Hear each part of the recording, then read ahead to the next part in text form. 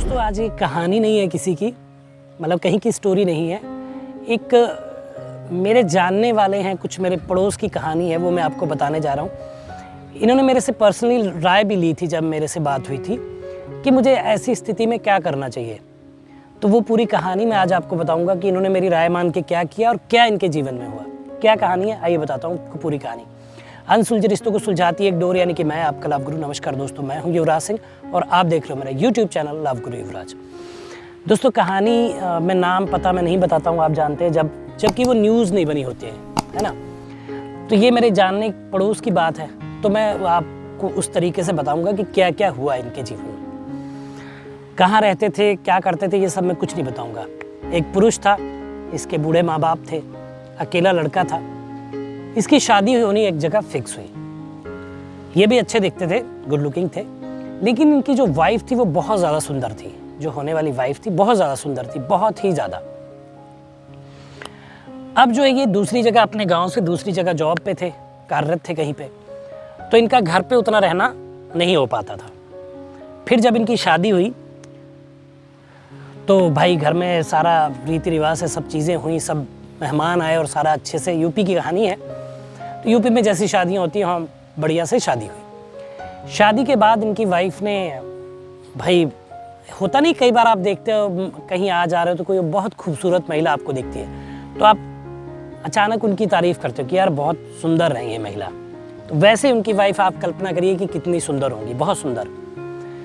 तो जब शादी होके आई तो इनकी वाइफ ने बात रखी कि मैं जो है आगे पढ़ाई करना चाहती हूँ, IAS PCS बनना चाहती हूँ और मुझे पढ़ने के लिए भेजा जाए। इन्होंने अपने बूढ़े माँ बाप से बात की, हालांकि वो भी इस बात पे एग्री हो गए कि ठीक है, अगर बहू पढ़ना चाहती है तो इसमें कोई बुराई नहीं है, इनको जो है पढ़ने के लिए भेज दिया जाए। अब ये अपने घर पे जाते हैं सिर्फ सैटरडे को, संडे इनको ऑफ होता है, और इनकी वाइफ को इन्होंने पढ़ाना शुरू किया। वो बाहर रहती हैं, जितना भी पैसा लगता है सारी चीज़ें इन्होंने पैसा खर्च किया। उसके ट्यूशन मतलब कोचिंग क्लास जाने के लिए स्कूटी दी, मतलब A to Z ये पूरा ख्याल अपनी बीवी का रखते थे। एक तो वो सुंदर भी बहुत थी, तो जाहिर सी बात है एक महिला सुंदर हो तो पुरुष का आकर्षित होना स्वाभाविक है। बहुत अट्रैक्टेड थे उनकी तरफ, हर बात मानते थे। और इनके पेरेंट्स भी इनकी सपोर्ट करते थे कि चलिए भाई बहू अगर अच्छा पढ़ लिख के अच्छा कुछ बन जाएगी तो ये बहुत अच्छी बात है हमारे परिवार के लिए। इसके साथ ये सारी चीज़ें चलती गई, लेकिन इनको नहीं पता चला कि कब उनका, जहाँ वो पढ़ती थी, जहाँ वो कोचिंग करती थी, वहाँ पे उनका एक्स्ट्रा मैरिटल अफेयर हो गया किसी के साथ। अब वो थोड़ा इनसे कम बात करती थी, कटी कटी रहती थी। घर में कुछ प्रोग्राम होता था छोटा मोटा, घर पे बुलाया जाता था तो भी नहीं आती थी। बोलती थी कि मैं बहुत बिजी हूँ, मेरे एग्ज़ाम हैं, और 100 चीज़ों के बहाने लगाती थी।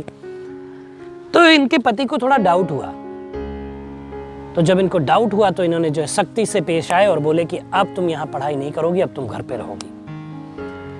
इस बात से इन दोनों में कहासुनी हो गई, लड़ाई झगड़ा हुआ। तो जो है इनकी पत्नी ने साफ साफ बोल दिया कि मैं आपके साथ रहना नहीं चाहती हूँ, मुझे तलाक चाहिए। अब ये पूरे बात फैल गई गांव में, समाज में, ये सारी चीज़ें होने लगी। तो इन्होंने उनको तलाक देना चाहा।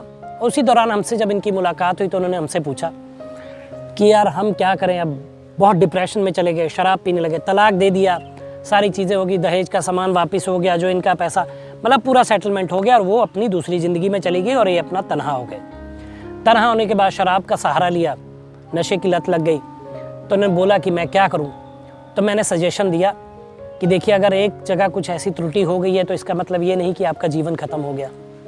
आप अभी यंग हैं, 30 साल के हैं, 32 साल के हैं, तो दूसरी शादी करके दूसरा मौका भी लिया जा सकता है जीवन में। तो उन्होंने मेरी बात को माना और दारू की लत को थोड़ा कम किया। धीरे धीरे ये अपनी पहले जैसी नॉर्मल लाइफ में लौटे और उन्होंने दूसरी जगह शादी करने का तय किया। दूसरी जगह शादी करने का तय किया। अच्छा, पहली वाली वाइफ के बच्चा भी नहीं हुआ था क्योंकि वो ज़्यादातर बाहर ही रहती थी, तो बच्चा होना था नहीं। और जब वो उस मैटर में पड़ गई थी तो वो भी ज़्यादा इनसे क्लोज रहती नहीं थी, तो जो एक शारीरिक होता है वो हुआ नहीं, तो बच्चा होने का चांस नहीं था।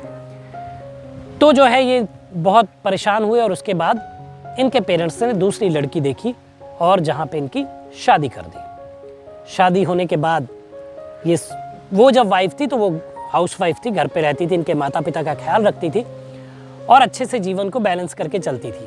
अब ये शनिवार को अपने घर जाते हैं, रुकते हैं उनके साथ, संडे और मंडे को वापस अपनी जॉब पे पुनः फिर आ जाते हैं और इनका जीवन सुचारू रूप से चलने लगा। शराब की लत कम होगी, पत्नी से प्यार मिलने लग गया, पुराने घाव भरने लगे, पुरानी बातों को भूलने लगे और जो है इनके एक बेबी हुआ, एक पुत्र रत्न की प्राप्ति इनको हुई, जिसके साथ ही अब बहुत खुश हैं, बहुत अच्छे से इनका जीवन चल रहा है और इनको जो पुरानी पत्नी की अब याद भी नहीं आती। तो उन्होंने ये मेरी सलाह मानी और नई शादी नया घर बसाया और नई वाइफ के साथ ही अब ये बहुत खुश है।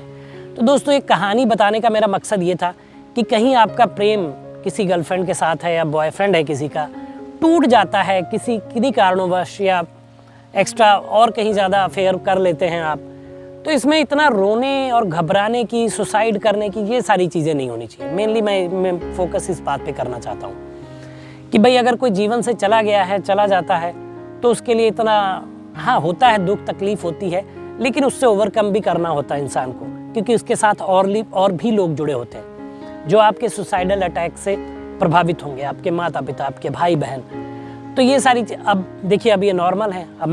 अब जब इनसे मिलता हूँ, पूछता हूँ तो भाई साहब कैसा है, तो बोलते हैं बड़ा मस्त है जी, बड़ा अच्छा लग रहा है, बच्चा है, बात होती है, बहुत सुकून मिलता है, पापा पापा कहता है, सारी चीज़ें होती हैं। तो अब ये सेटल है।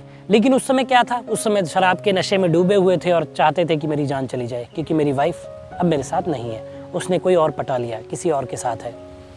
ठीक है, तो ये कहानी बताने का मकसद ये था कि अगर आपके साथ ऐसा कुछ होता है तो आप घबराइए नहीं, दारू का सहारा मत लीजिए, नशे की लत मत लगाइए, मेरे से बात करिए। मैं आपको तरीके बताऊंगा कि कैसे उस चीज़ से आप ओवरकम हो सकते हैं, कैसे आप उस परेशानी से बाहर आ सकते हैं और एक नॉर्मल लाइफ जी सकते हैं। करना कुछ नहीं, आपको मेल आईडी मेरी नीचे फ्लैश और इस पर मेल करना है, नाम पता बताना नहीं है, अपने पार्टनर की एज, मैरिड है अनमैरिड है, गर्लफ्रेंड बॉयफ्रेंड है क्या, वो भेज देना है मुझे। मैं एक वीडियो के माध्यम से आपको उस समस्या से बाहर निकालूंगा और मैं गारंटी देता हूँ कि आप मेरी हल सॉल्यूशन सुनने के बाद परेशानी से बाहर जरूर आएंगे और मुझे धन्यवाद देंगे। तो दोस्तों ये वीडियो था, बताइएगा वीडियो कैसा लगा, कमेंट करिए, शेयर करिए, चैनल को सब्सक्राइब करिए। मिलेंगे अगली वीडियो में, तब तक मुस्कुराते रहिए, खुश रहिए, क्योंकि जीवन बहुत छोटा है। धन्यवाद।